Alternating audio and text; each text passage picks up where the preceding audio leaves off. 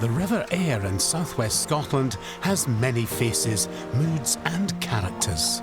This secretive, sometimes half-forgotten river has been a source of inspiration, invention, industrial wealth and patriotic fervour since the days of William Wallace.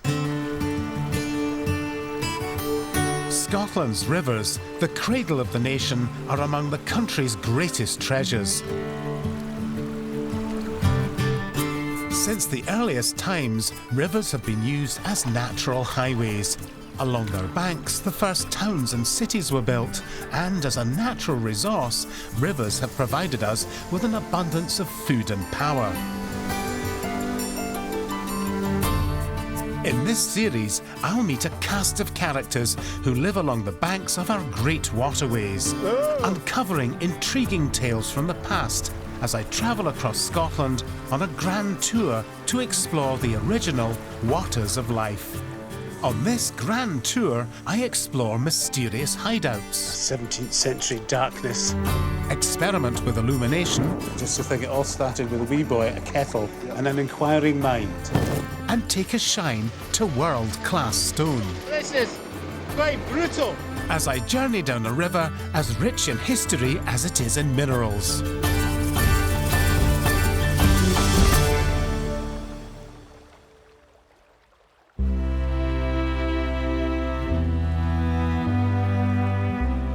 My journey starts high in the hills of East Ayrshire and follows the River Ayr through a post-industrial landscape where Covenanters once worshipped under leaden skies, through a picturesque gorge to the town of Ayr, where I'll end my journey on the beach.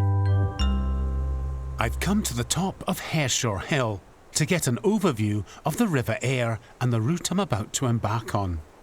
Throughout the last decade or so, the bleak moorland has been transformed into a forest of wind turbines, generating electricity for around 40,000 homes. Giant turbines like this one represent the future of power generation and stand in stark contrast to the black stuff that fueled the Industrial Revolution. In front of me are the scars of over 300 years of coal extraction where mines and then open cast workings devoured the landscape around the River Ayr. Coming down from the hills, I make my way to Glenbuck Loch, which takes its name from a now vacant neighbouring village.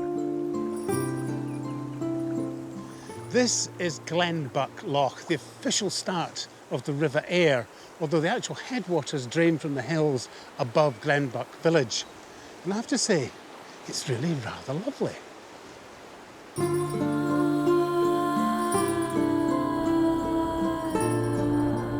Glenbuck village once stood to the northwest of the loch, on a tributary of the River Ayr. It saw much growth when vast deposits of coal were discovered in the late 19th century. Here, miners lived and worked for generations, facing danger and enduring grinding poverty every day. Despite the hardships endured by the good folk of Glenbuck, or perhaps because of them, many youngsters sought to find a way out, and some did magnificently well through the game of football. I've come to meet Barbara Alexander to find out about the importance of football to the mining community of Glenbuck. They would come up the pit and it would be maybe 15 in a side that they played football, you know, and it wasn't always a football they played with, it would maybe be a tin can or something. That was their way of life, yes, and that was them practising. This tiny village became a football factory, breeding national stars who would play across the whole of the UK.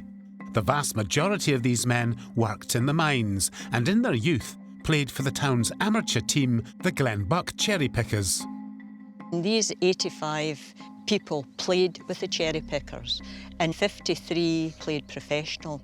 2 of them went to Tottenham Hotspur, Sandy Tate and Sandy Brown, and that was the year 1900 when Tottenham Hotspur won the FA Cup. The FA Cup was in the cooperative window in Glenbuck, would you believe? Really? There are 5 Shankly brothers. They were all professional. And my grandma's name was Blythe, and her brother, Uncle Rob Blythe, played with the Rangers. So it was in the family.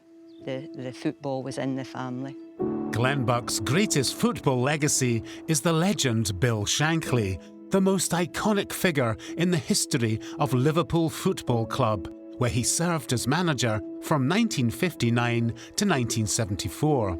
During his time in charge, Liverpool was promoted to the First Division and went on to win 3 First Division titles, 2 FA Cups and 1 UEFA Cup. Bill Shankly was my uncle. What kind of man was he? Bill Shankly was a genuine man. He didn't want to go down the pits. He had to go down the pits for financial reasons. He knew he wanted to be a football player. Despite Glenbuck producing some of the greatest footballing heroes, mining wasn't as successful, and in 1933 the last pit closed. The community of Glenbuck fell into a lengthy decline, and the last residents left in the 1970s to make way for open cast mining. I left Glenbuck in the early 70s because Mum and Dad wasn't well and had to move to Muirkirk. And I was never in Glenbuck until 97 after that. By 97, when I come up, there was nothing. And that was the sad bit. And you don't want Glenbuck to be forgotten? Definitely not. Because there's so many villages in Ayrshire that's forgotten villages. And there are no many folk coming along that's interested in Glenbuck that's got the same interest as we have. It's going to be forgotten. So we can't let that happen. With Barbara's passion for keeping our histories alive instilled in my mind, I set out on my journey to explore more of the River Ayr's abundant past. A couple of miles downstream from the loch, and the River Ayr is not much more than a trickle, really. And following it is the Ayr Way, which, rather disappointingly, is not an aerial thoroughfare, but a long-distance path which goes all the way to the town of Ayr by the sea. Just off the Ayr Way is the village of Muirkirk, an old mining village that once prospered through coal production. In the 19th century, it treated itself to a new and modern luxury. Amazingly, Muirkirk claims to be the first town in Britain to have gas lighting, and within just a few decades, towns and cities across Europe and America were following Muirkirk's trailblazing and enlightened example. The discovery of coal gas for lighting is credited to William Murdoch, who was born in the nearby village of Lugar in 1754. Like another famous Scottish inventor, James Watt, Murdoch played with a kettle when he was a wee boy. Now, Watt famously realised the potential of steam power when boiling water lifted a kettle's lid. Now, Murdoch filled his kettle with coal dust, put it over a fire, and the results were, well, illuminating. To help understand the significance of the kettle, it's time to go back to the classroom, where science lecturer Derek Walls shows me how to gas off. So we've got a boiling tube here that contains coal. That replicates the body of the kettle. Right. We've got a rubber bung, which is the lid. The rubber bung is important to exclude air from the coal. And then we've got our spout of our kettle, our delivery tube. Murdoch would set the gas alight coming out the spout of his kettle. We're going to do it in a slightly more controlled manner, just bubbling it through a bubble solution, and that will trap the flammable or illuminating gas inside our bubble mixer here. OK, so we're going to start just by vigorously heating the coal. We need quite a strong Bunsen flame. Trusty Bunsen. As we heat the coal, it begins to break down, and we're left with 3 products as a result. We're getting the gaseous component of the coal, we're getting the coal tar, the liquid component, and we'll be left with the solid component of the coal. You can actually see the gas flowing up through the coal in the test tube there. The 3 main components of coal gas are hydrogen, methane and carbon monoxide. The combination of hydrogen and methane is flammable, and the combustion of these gases is what we're looking for to recreate Murdoch's discovery. Time for the moment of truth. This would have excited Murdoch if it works. Yep. Whoa! There you go. Look at that.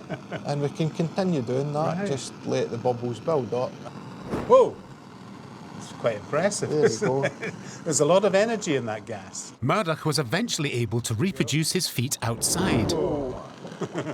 And gas streetlights were born.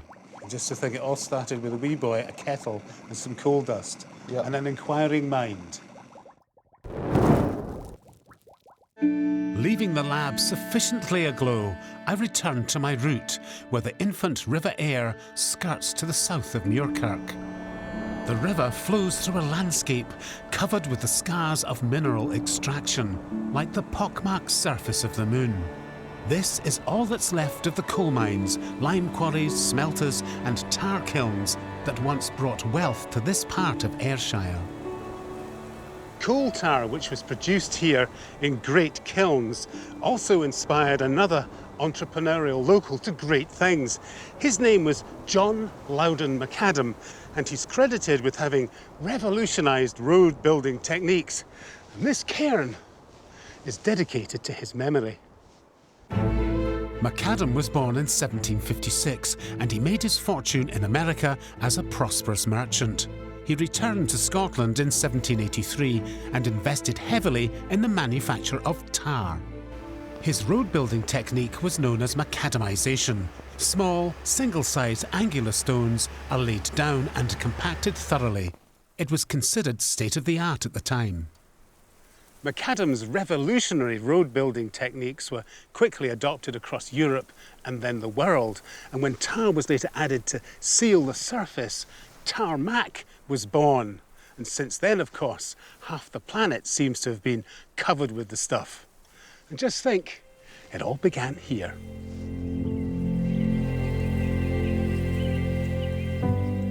Leaving McAdam's cairn, I followed the river downstream until I reached the village of Catrin, where once mighty mill wheels turned.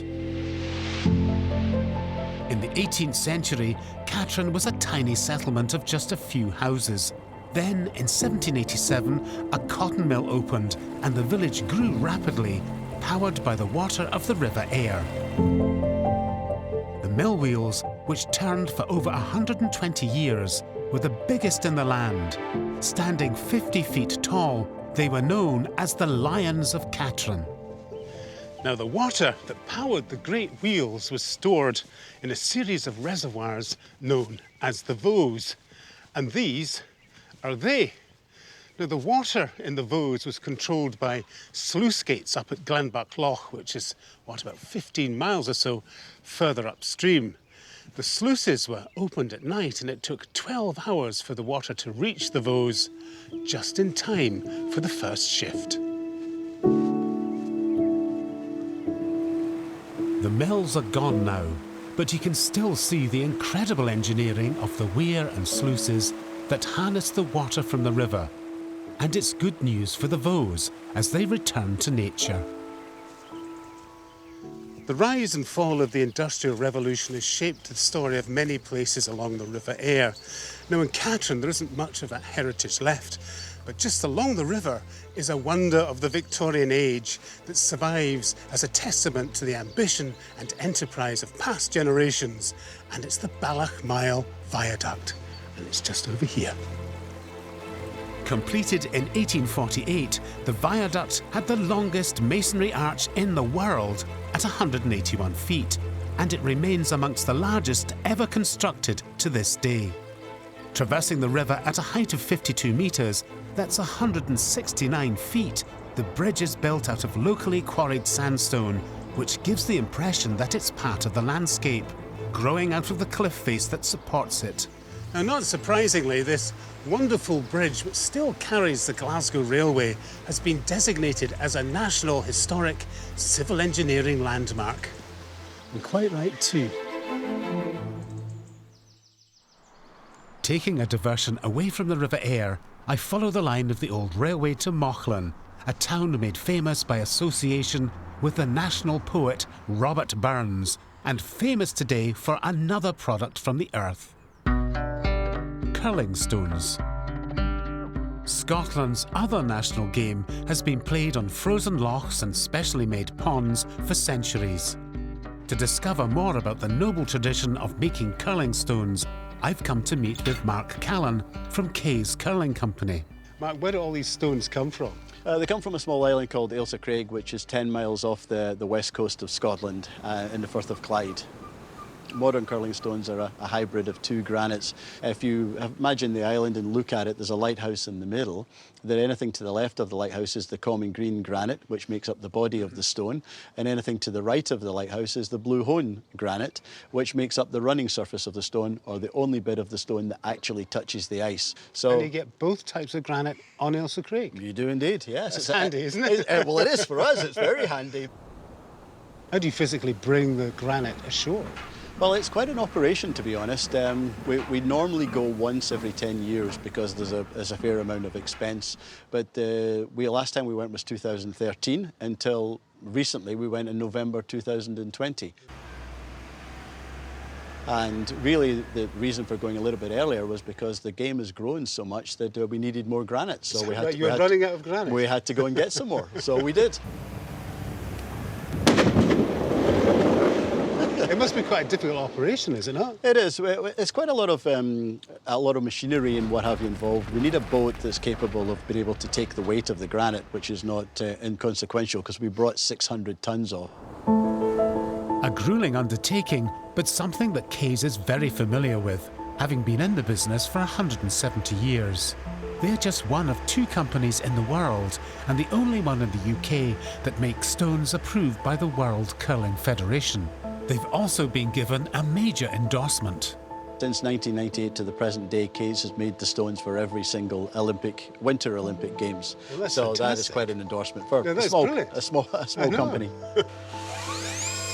Eager to see the creative process firsthand, I follow Mark into the factory.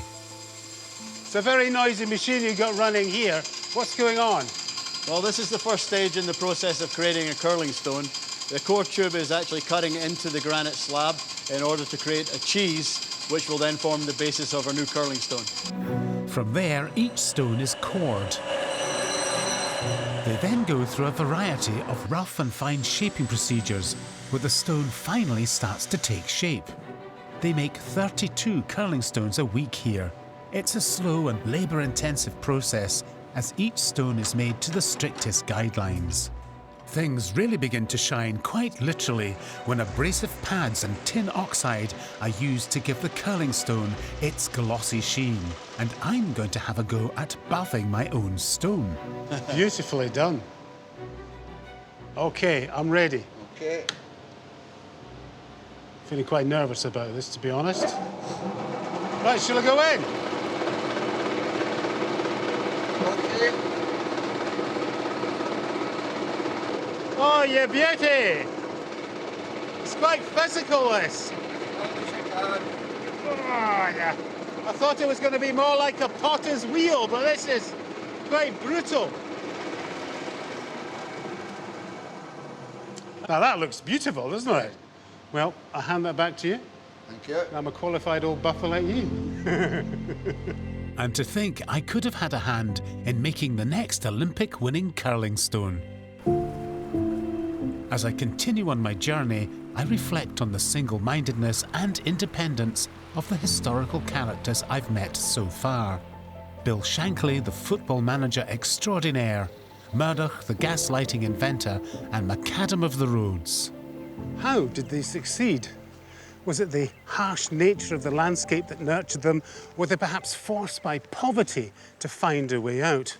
Well, I suppose both could be true, but I suspect that the determined character of the people hereabouts was moulded by a bitter history of bloody religious conflict.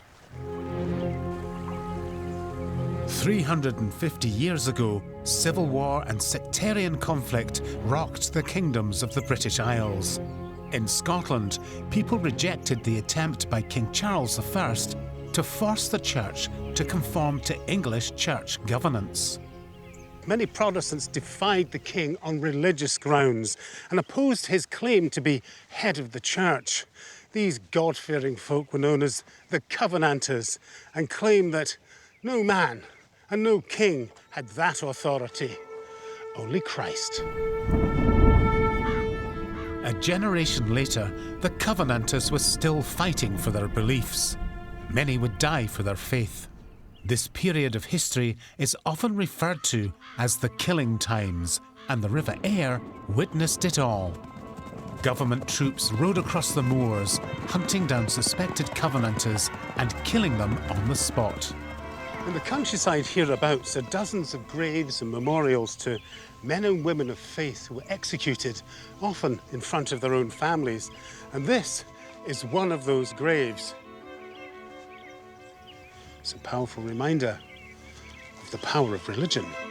Alexander Peden was one of the leading figures in the Covenanter movement here in Scotland. He was declared a fugitive by the authorities, but he managed to evade capture for almost 20 years by hiding in barns and caves along the River Ayr until he died in 1686. I join historian Mark Jardine to follow in this elusive character's footsteps from caves to coves. Peden became very popular after he was dead. His life and prophecies were published about 30 years later. Was he sometimes considered to be a visionary? During his lifetime, he obviously, he was believed to have a certain form of piety that gave him a sort of hotline to God. Alexander Peden was one of the many martyrs of the Killing Times. It was an intense period of persecution when the messengers of God became the messengers of death. It is the spiral of violence. It is the fact that, they started out doing the free preaching of the gospel, which were seditious meetings. The government obviously had to stamp on that by sending in the army. They send in the army, they say they're a tyrant, and it spirals up. The rhetoric gets more violent, and then in the end, they take up arms against each other. Because, the government cannot have people getting out of hand like this. Did Peden come into this violence, this violent period of Scottish history, knowingly? Yes, when Peden arrived, the Killing Times were at their height. He's most famous for the last year of his life, and that's nearly when all the stories of Peden appear. They're nearly all about that. Eager to know more about the stories of Peden, I follow Mark along the path beside the river, where it enters the Ayr Gorge, a beautiful and highly picturesque stretch of the river. Cut into the sandstone is a flight of steps called Peden's Cove. They lead to the woods above. The very last sermon he gave, either in late 1685 or early 1686, was preached in Columwood or Coilsome Wood up above. Right, just above us? Yes. So these steps could actually lead up to that? They lead up there, and it's possible that Peden used this as an escape route or as a way to the sermon or something like that. And what was the nature of his final sermon?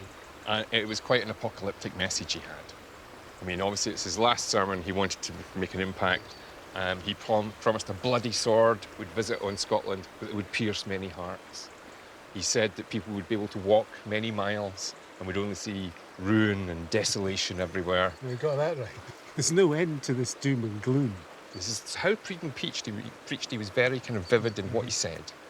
And the audience, I think, really loved that. But this was supposed to scare the bejesus out of them. Peden's preaching was the stuff of nightmares, but he didn't stop at the spoken word. He was known to adopt various disguises, including a mask. It's a really bizarre object. We don't really understand it. You wouldn't want to go near somebody wearing that. It looks kind of weirdly lifelike. What's it made of? Yeah, there it is. It's got sort of human hair and sort of a leathery face and, a beard. Massive beard. It's even got teeth. Yeah, it's got extraordinary teeth. We have no image of Peden whatsoever. Apart from this mask. This could look like him. I find it hard to believe that you'd actually want a mask that looked like you did, because the whole point is to try and disguise yourself. So he wouldn't have looked like that, would he? Well, the purpose of the mask could have been for somebody else to wear it. Oh, I see. It's so a at a distance, they would go for the person. That's Peden, but it's not. Yeah, somebody younger who could run faster. Right, no, that is cunning.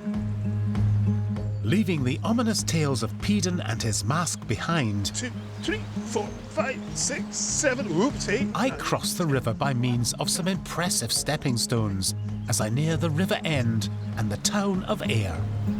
Formerly known as River Ayr, meaning mouth of the River Ayr, the town grew up around a long-vanished castle built by Scots King William I. Until the 19th century, Ayr was one of the most important ports in the whole of Scotland, with trading links to Ireland, America and the Mediterranean.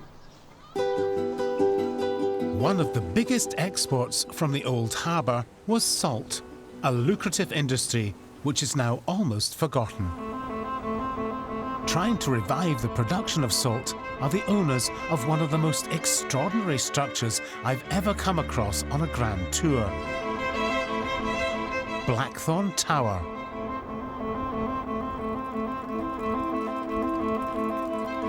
To find out more, I'm stepping inside to meet Gregory Marshall, who comes from 5 generations worth of salt producers. I have to say this is an absolutely extraordinary, magnificent and surreal environment that you've created here. Where did you get the idea to build such a structure? Yeah, so the idea, they used to do something similar to this in Poland and Germany, but sadly they don't produce salt anymore. There's never been one like this built in Britain at all, and this is the only working tower in the world. It's full of blackthorn, find it in hedgerows. We'd stack it full, absolutely ram it full all the way up to the top, and then we start to trickle the seawater down. The water that you're using here Comes just off the coast, yeah.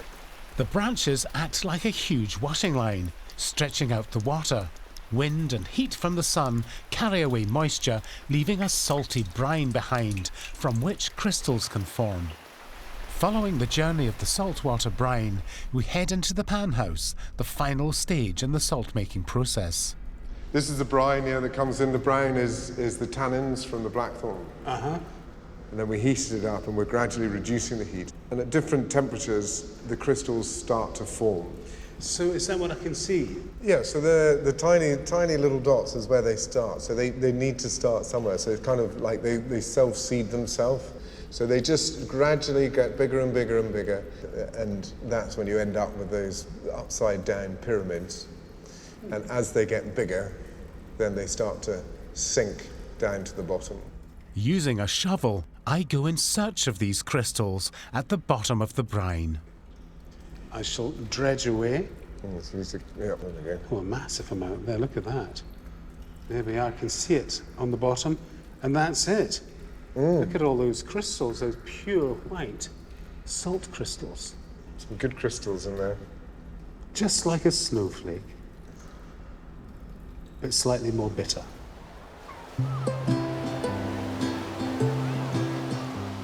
With a sample of sea salt in my pocket, I leave the Tower of Thorns and head to the beach. After all that salt, I'm looking for an antidote. Sitting on the beach with views of the magnificent Firth of Clyde is an ideal place to enjoy an ice cream and for me to reflect on my journey down the River Ayr from sauce to shining sea.